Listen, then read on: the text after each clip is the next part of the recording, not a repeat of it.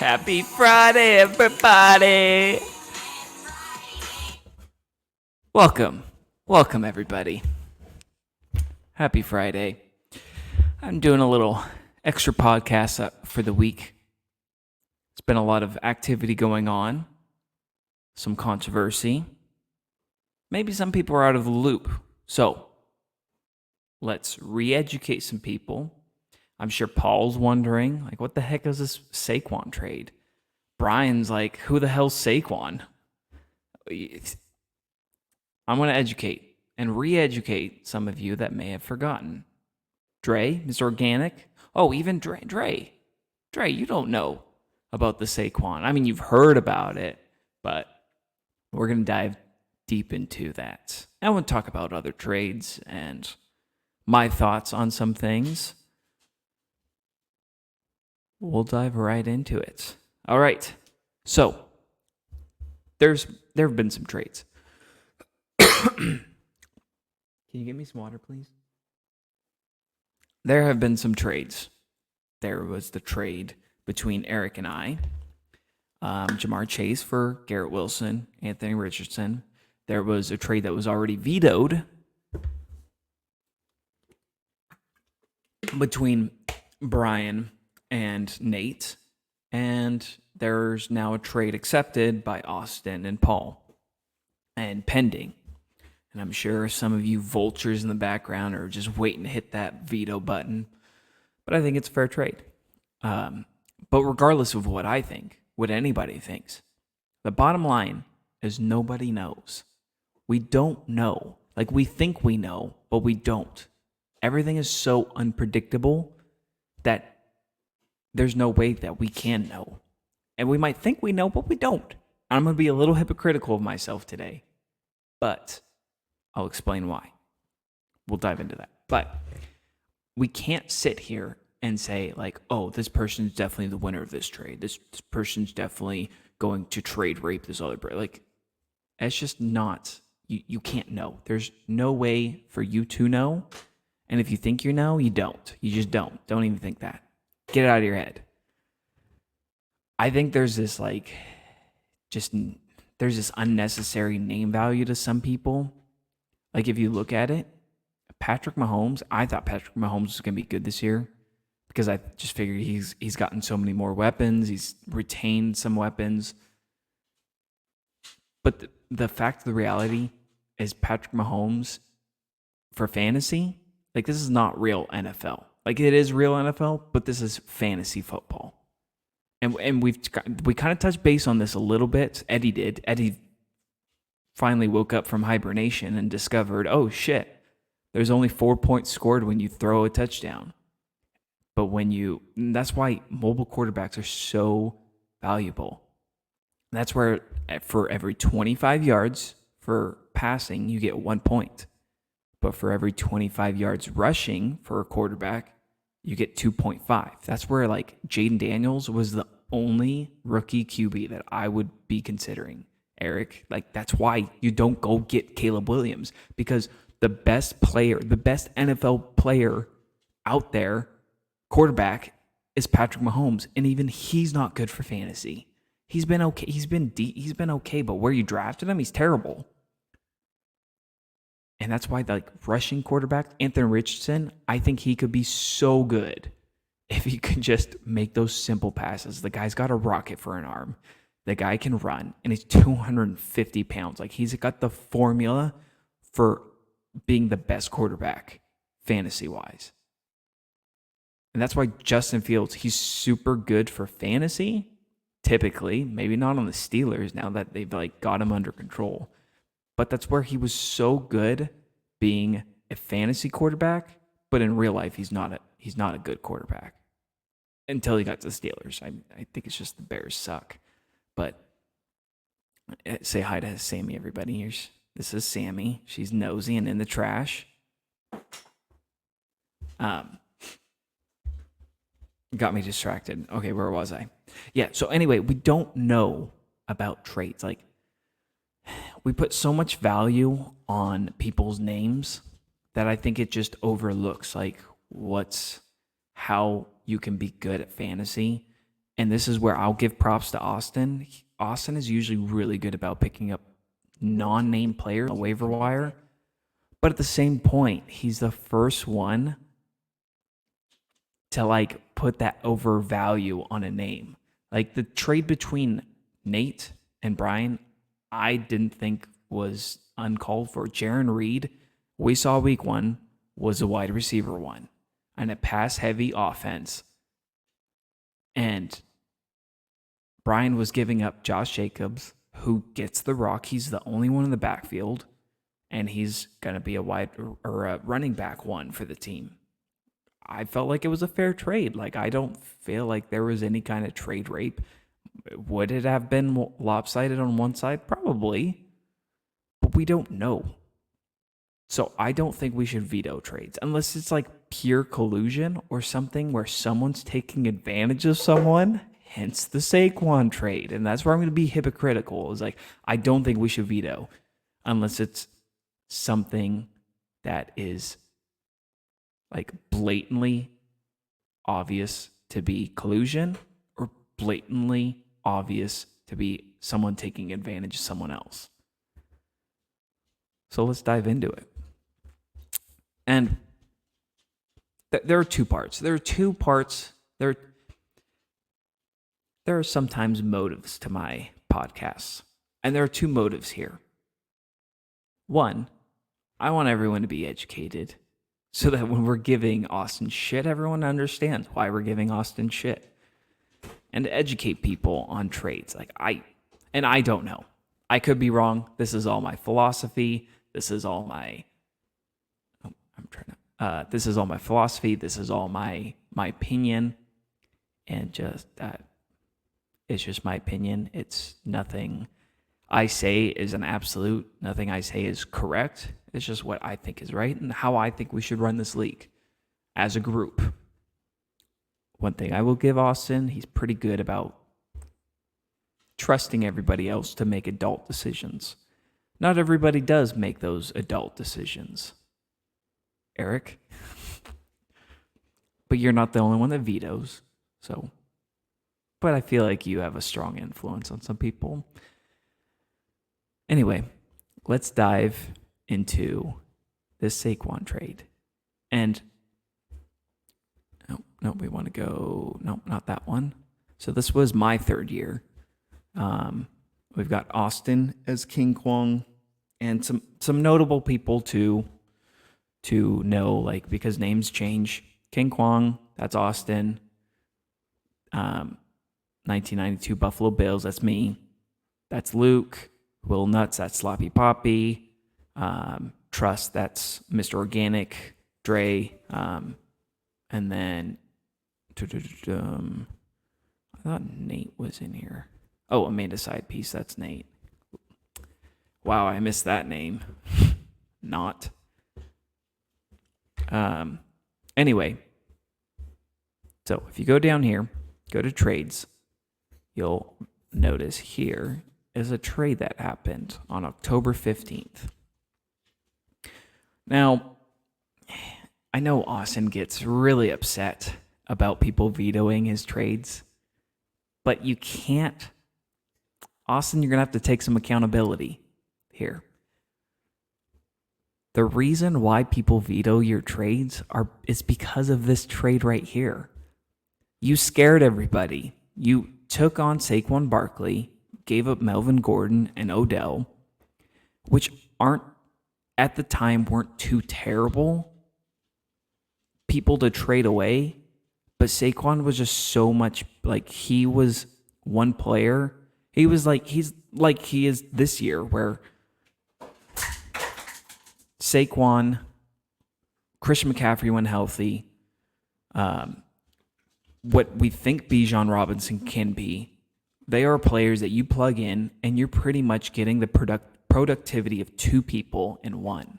And I think that's where this one was like, how is this? This isn't fair in a couple ways. One, Saquon was just so much. He's just one of those guys that you just should not trade away. That's like Nate trading away Christian McCaffrey last year. Like, it just doesn't make sense. Like, you're what you want is you want your players to be very efficient in the fact that you throw out a player, you can almost guarantee he's going to get 20 points instead of having two players fill up two spots and then hope to get 20 points out of those two. That's one part of this trade. And the second was this was Jeff's first year, and you took advantage of the guy. And that's where I'm going to be hypocritical and say this trade should have got vetoed. Because it was Jeff's first year. The guy was not very good at fantasy to begin with. And then you add on that you're taking away his best player. What kind of hope does he have at that point? And that's where I think, like, your problem started here, because you trade rate Jeff to the fact that it led you to a championship. And so everyone is now scared to allow that to happen again, that they're willing to do whatever it takes. And that means vetoing every single one of your trades. But we're going to get into why that was such a bad idea. And this is what I love about like a fantasy league where we have kind of kept the core people, is there is history, and the history is like caused domino effects that has resulted in so much chaos that it has changed like the layout of the whole fantasy, like not just this season, but like the next seasons to come and the seasons after that. And we'll dive into that. But this is a Saquon Barkley trade. After Saquon this year, let's see if it won't. And we'll go into, so the championship week, and this is why it was so heartbreaking, because Saquon put up almost 40 points. You give him a normal 10 point. Here, I think it'll show here. Yes. So Saquon absolutely went berserk in playoffs the last 2 weeks. So, I mean, he really didn't do too much besides week. Oh, I got to remember what week that was. I'm not going to go too much because I've got another season where we're going to really dive into. But the Saquon trade pretty much made it to where Austin won. He went absolute berserk the last 2 weeks, and then Austin had a bye right here where he put up 6.7 points. So he missed Saquon's worst week, or one of his worst weeks, and then benefited from the next 2 weeks of him going absolutely insane. 26 and then 40 points. They only scored 17 points, and the guy scored, that's crazy. Anyway, so I went back through, and from the time, because it tells you when the trade happened on October 15th. I forgot what week that was, but you go from that week on, there's not too much of a difference besides the fact that Saquon helped Austin win 1 week. Whereas if he had Melvin Gordon and Odell, and you can double check this, I'm not going to go back through and show, but if he would have had Melvin Gordon and Odell instead, he would have lost one of those weeks. And that would have completely changed everything. Here's the standings. It's not going to show you prior to playoffs, but if you look, you've got he ended up being here, we'll go to playoffs. So Austin got the bye week, so he was seed number 2. If you go to the standings, he was 9-4. If you take one of those wins, turn into a loss, that 9-4 turns to 8-5, and then what happens is Eric becomes the number 2 seed. Luke stays the 1, Eric is the 2, Nate ends up being the 3 seed, Austin's the 4 seed, I'm the 5th seed, and Dre, Mr. Organic, is the 6th seed. So that one win during the regular season that Saquon helped Austin ended up helping him get the bye week, and then Saquon going berserk. But now that that's changed everything, we'll kind of go through. So week, Oh no, back to playoffs. So if you make Eric the 2 seed, Eric moves on, which he moved on anyway, but Austin ends up scoring 88.44 points. And I'm just gonna assume, like, when we start to change a few things, I think that would have changed. Like, that would have caused different domino effects. That would have changed a lot more. Like, maybe he doesn't score 88.44. Maybe he starts someone else instead. He wasn't paying attention too much, so I don't believe Austin was putting in that like extra effort to start the right people. But we're gonna go through it just for the fun of it. You put Austin as the 4 seed. He goes against me. He scores 88 points. I score 93 points. I end up beating Austin. And like I said, he would have Melvin Gordon and Odell instead. So maybe that changes, but we're just gonna have some fun. So say Austin loses. Austin is out. If let's just say he scores the 88 points that he scored. And then ends up, Dre obviously would have lost. It would have been Nate against Dre. Nate would have beat Dre because Dre scored 58 points. Dre, what are you doing? 58 points. Come on. Although you made the playoffs first year, congrats. And then I would beat Austin. Then it would have been me against Luke anyways. I beat Luke. I'm in the championship. Nate beats, and then actually this one is where that would have been a really close matchup. That would have been 0.5 points of a difference. Now that's so close, like maybe like the domino effect of like things completely changing. Maybe Nate would have started someone else. Maybe Eric would have started someone else. Let's just say either Nate or Eric wins. I think I went through, and Nate in week 16. Oh, I forgot. I didn't write it down, but I went through, calculated his points super quick.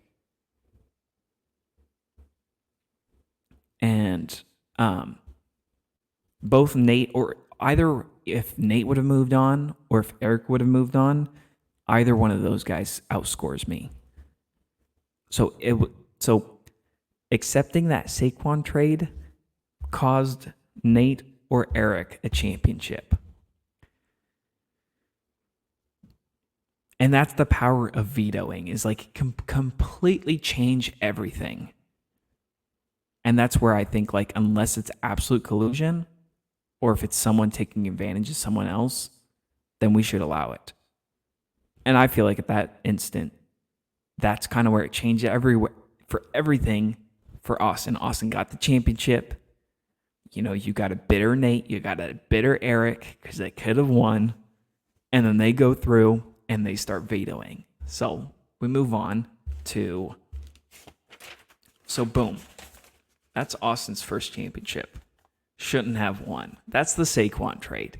So Saquon, pretty much, that Saquon trade directly affected the whole entire league and projected, or like propelled Austin to the championship to end up winning. If he doesn't even, like, say he makes it to the end, if he doesn't have Saquon, he doesn't beat Eric, he doesn't beat Nate, or he doesn't beat me.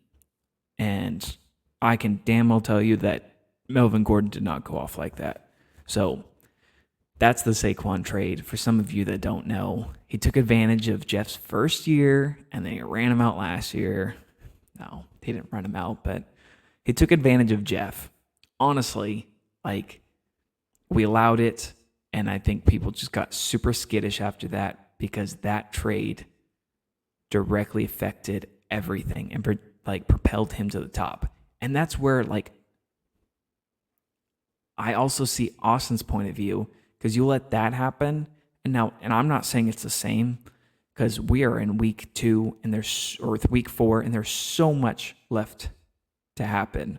But I think Austin's now afraid because he's viewing that trade similar to the Chase versus Garrett Wilson and Anthony Richardson, where now I have that one player that can put up those 20 consistent points every week if if he's on one, So moving on. Now people are skittish. We move on to what is this? So that was 2019. 2020 was COVID year. Eric ends up winning. And then now we're moving on to 2021. So this one, you're kind of wondering what trade happened. There was not a trade that happened. There was a trade that ended up getting vetoed. It was Chris Carson.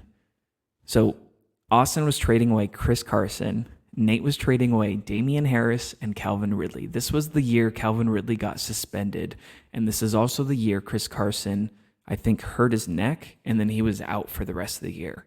And you're just thinking, and Damian Harris didn't make too much. I think he was on the Steelers at that time.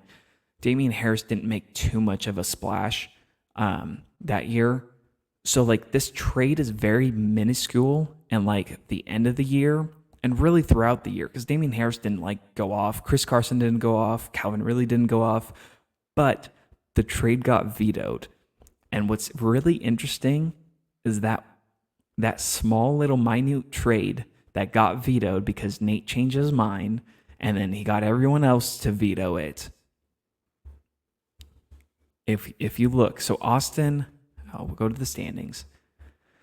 So at the beginning, I think, so it was Nate and I as the 1-2 seed. So we had the bye week, and then Slappy Poppy. You had him in the playoffs, Jubilee in the playoffs, and Eddie in the playoffs. And then there was so many 7-7 teams. Whitney got bounced out because of her lack of points. And Austin's sitting here at 7-7. So that trade directly affected week 3. So I went through, I told you I was bored at work today, and I went through and I did all the math. So Austin ends up beating Eric by, we'll call that 7 points. Chris Carson puts up 14. Now, if you go over and you look at, let's see here, Cars Watson. No, shoot. All these damn name changes. Oh, yeah. Nate moved on from Amanda to Shelby at this point in time. Damian Harris put up 1.1 and Calvin Ridley put up 6 points. So you put either of those in that slot. Where did you go? Bench warmers. This is Austin. You put either of those in that slot. Say you move Saquon Barkley there. You play Calvin Ridley, or even you put Damian Harris there, or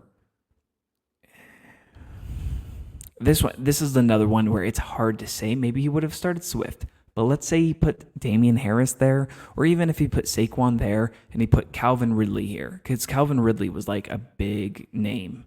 And I think this was Jamar Chase's rookie year. So I don't think he would have played Jamar Chase quite yet. I think he was waiting for that breakout to happen. But he ends up losing if he trades away Chris Carson. And so then Eric ends up winning. So then that completely changes everything. So instead of Austin ending at, and I looked at every single week because I got bored. You look at the rest of the season, this is the only game that it affected on week 3. But that one win that Austin had over Eric ends up changing everything. So you've got Nate as the 1 seed, I'm the 2 seed, Eric's the 3 seed, Eddie's the 4 seed, Jubilee's the 5th seed, Whitney's the 6th seed. That's the playoffs. Austin completely misses the playoffs if that does not get vetoed. Now this is the domino effect. Because people got scared, like I said before, scared money don't make money. Those people got scared. Everyone vetoed it because they were afraid of stacking Austin's team. We don't want Austin to win a championship. You ended up helping the guy because you helped him win that week. What ends up helping him become 7-7. And then, because if he's 6-8, he ends up the 7th seed, completely misses playoffs. That's his second championship that now you guys have helped him win.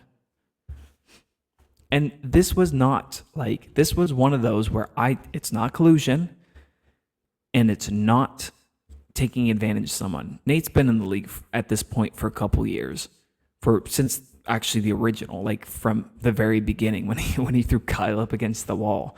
He was in there. You're not taking advantage of a new person, and you're not colluding. So this trade should have went through.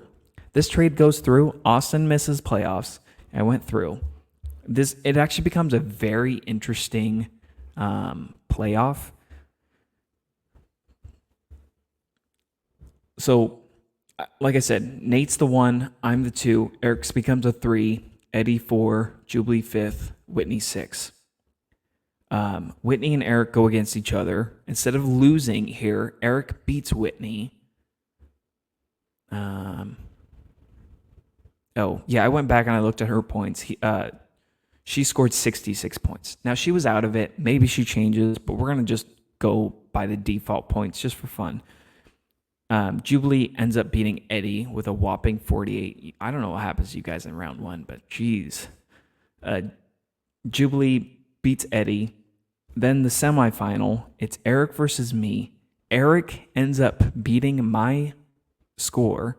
So he 112.9, 112.76. He ends up beating me by 0.14. Oh no, that's what's his butt? Where the hell am I? Oh, 99. Oh, well shit, okay. That's a mistake. I just so used to winning at this point, you know. Anyway, doesn't change a fact. Eric ends up beating me at 99.6. He scores 112. And then Jubilee ends up beating. So this doesn't change here, but Jubilee ends up beating Nate. Nate ends up choking again. I would end up choking again, to be fair. And then it's Eric versus Jubilee. And let's see here. I think I went over. Oh, it's Eric versus Jubilee. And it ended up Eric, I think when I looked, Eric, there's a 0.6 points difference between Eric and Jubilee. I think Jubilee ends up winning, but that's again one of those things where it's so close, maybe someone makes the wrong move at that point. I mean, at this point, Sloppy Poppy, he doesn't care. He's 5th place, whatever. He's not going to care about what he scores on the last. He's out of the money, so he doesn't care. So maybe he makes a change. So that's that year, 2021, after COVID year, ends up being either Jubilee or Eric. So now, this is where it gets interesting. And I gave Eric a lot of shit on the last podcast.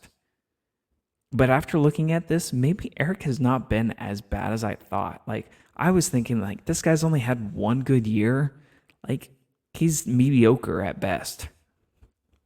It's not really what I think, but he's mediocre at best.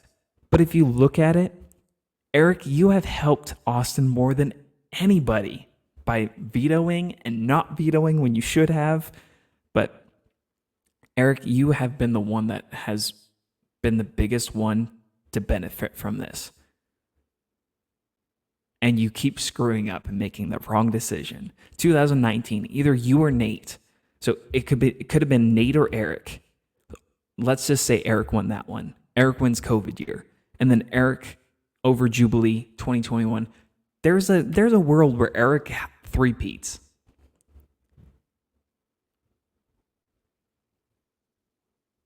All because we decided to veto a trade. A measly little trade. I think this was after week 1. I went back and I looked, but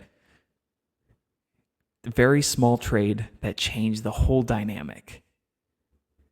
So that's another year where Austin won. And this is where, going back and going through all this, some of the stuff like makes me think, maybe Eric and Nate are not as bad as I thought at fantasy football, and maybe Austin's not as good. Austin's year one, the first year that he won championship, Saquon trade. Year two that he won, he had a trade that got vetoed, so he was a beneficiary of someone else making the decision to veto, which would have made him miss playoffs. And then last year, we know about the Bijan and Kamara trade.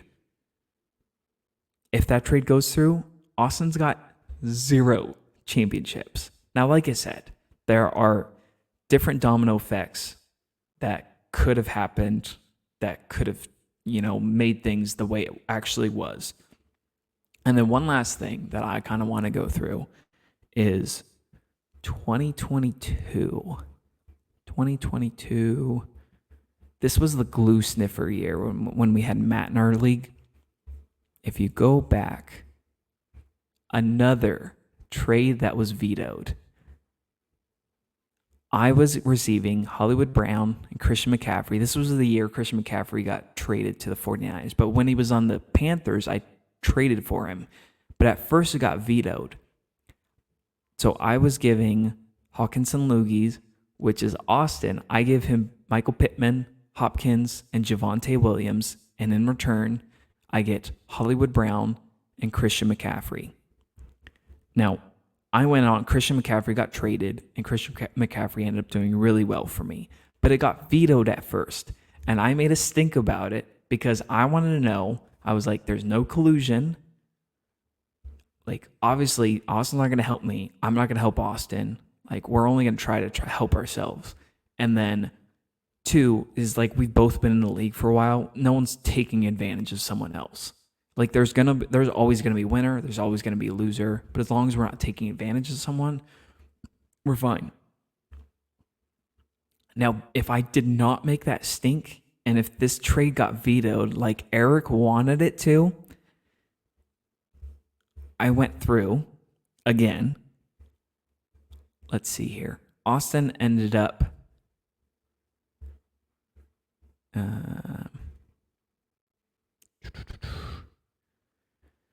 so he ends up beating Jeff in the first round of playoffs. And then he goes on and loses against Eddie by 14 points. Oh, no, this is me. Oops, shoot. Oh, I hate when it does that. Okay, well, actually, it's actually important.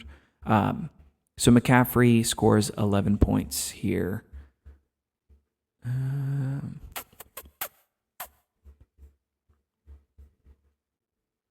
He ends up scoring 11 points there. So we go over to, why won't you work with me here? Week 16. Oops, shit. Go back. Okay. He scored 11 points. In my mind, he's going to start McCaffrey over Stevenson. McCaffrey scored 11 points. That's 10 more points than he got. He ends up getting 70 points, beating Glue Sniffer. And then,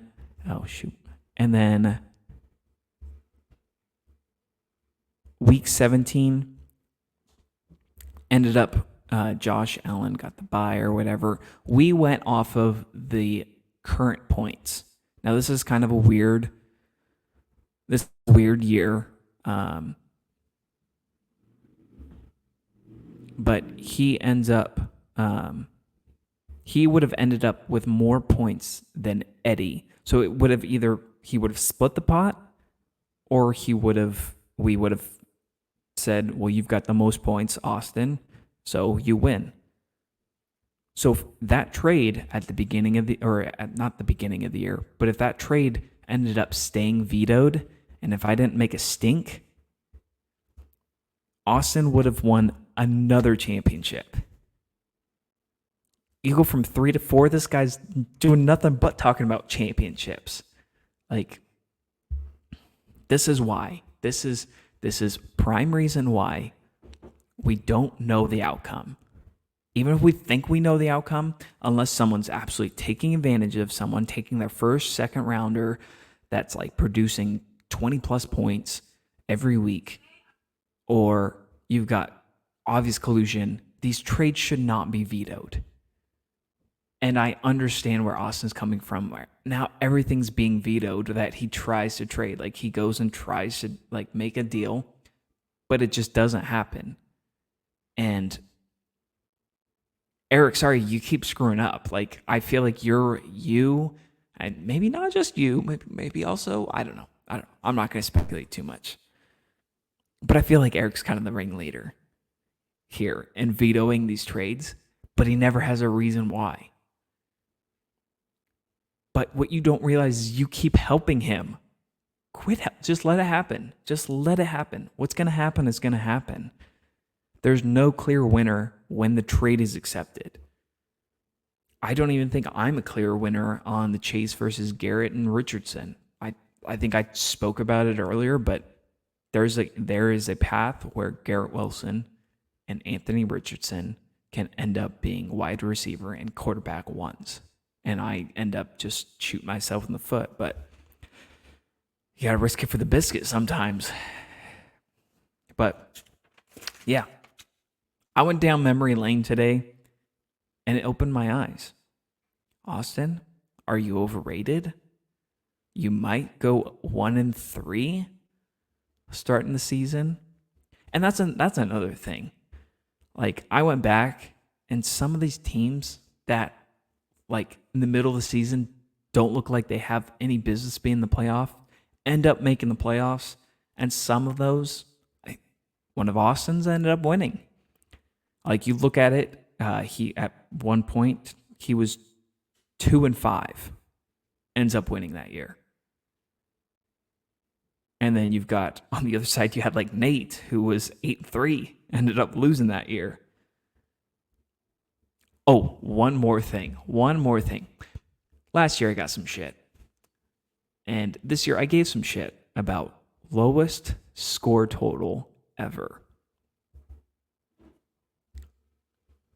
I found something here pretty interesting. Oh, what year was this? 21, I think.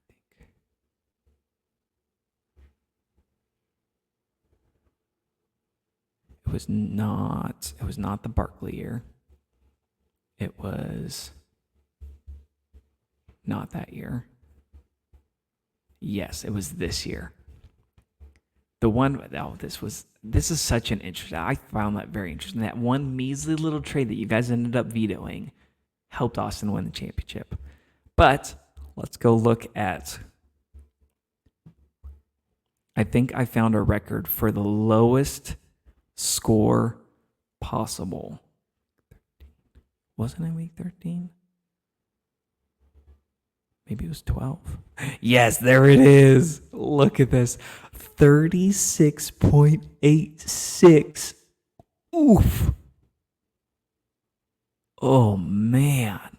I think I put up 40 points last year, and I got shit for like the lowest possible score. I think we've got the lowest score in history right there. Oh, I forgot. I'm so glad I didn't forget to show everybody that. But yeah, just let trades happen. Let's let trade happen. It's part of the fun. Let's have some fun. And Eric, it's not over. There's no reason to check out yet. You're 0-3, but you're not dead. If you look at it, you're actually not too far. If you think about it, here, we'll go.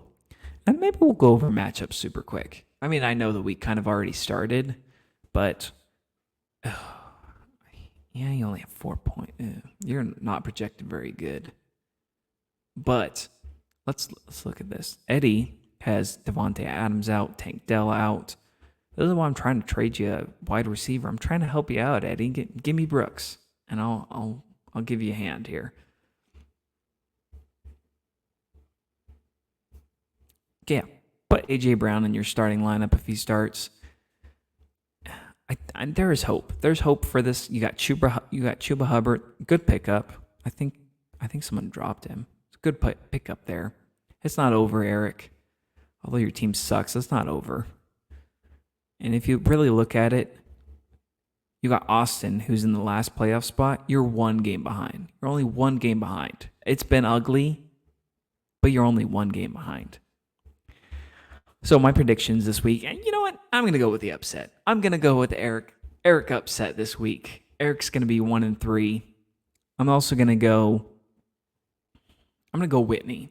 I think that trade's going to go through. He's going to put up Kelsey. Kelsey's going to have another dud week. Saquon Barkley's not going to have a good week, in my opinion, compared to what he has. I think he'll still put up I'm going to predict 13 points. Ayuk still struggles. Juwan Jennings ends up still solidifying himself as the wide receiver 1 without Deebo Samuel. I think Nico Collins will be good, but I think Jalen Hurts continues his struggle, and Jonathan Taylor against that Pitt defense. I think if any week, I know Whitney's been dealing with a lot of injuries, but she's got some pretty good smackers here. Bijan Robinson's healthy. Chris Godwin, I think, is wide receiver 3. And just so everybody remembers, Malik Neighbors is before this week, wide receiver 1. Let's go, my man. And then, so I think I'm gonna say this is the week of the upsets. Besides mine, sorry, Mr. Organic, I think you're going down.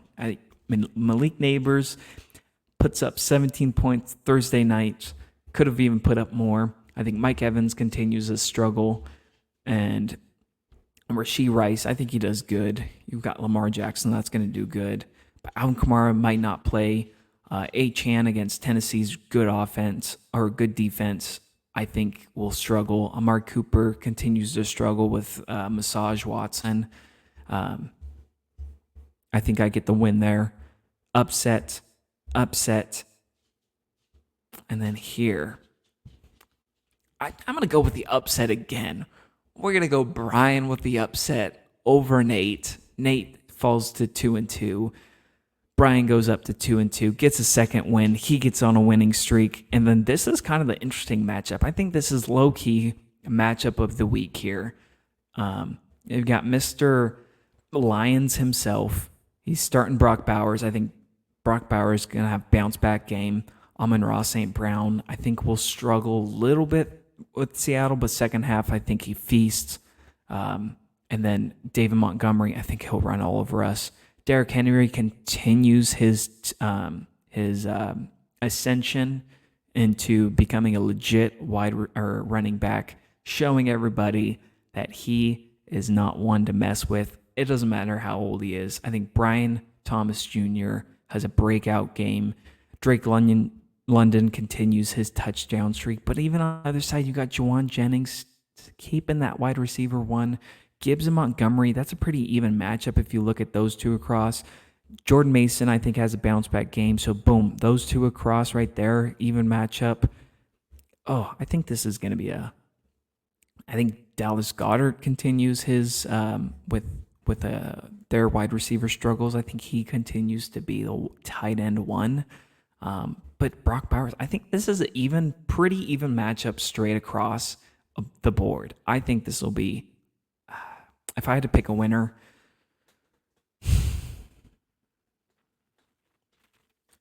I'm going to say the upside. With Jane Daniels, I think quarterback, that's going to be your difference here. Jane Daniels, I think Dre ends up with the win. Sorry, Paul. I think you get a close one, but I think another 500 team. I think there's going to be a lot of 500 teams besides mine after this week, and I might be jinxing myself. Hopefully not. This is why I try not to talk about myself. I feel like I'm jinxing myself every time, but yeah. Thanks for watching, guys. Hope you enjoyed. Let those Eric, Nate, Eddie, Whitney, Dre, both Dre's, Paul, Austin, let the trades go through. And Austin, you got a little upset, which I think is a little hypocritical. How do you get upset between Nate and Brian's trade? Like, I don't think it's that lopsided. How do you get upset about that trade? But then, and you want to veto it then you get everybody to veto yours and you get upset. Like, I don't understand the thought process there. I'm going to leave you to ponder that, marinate on it. Good luck to everybody this week. Thanks for watching.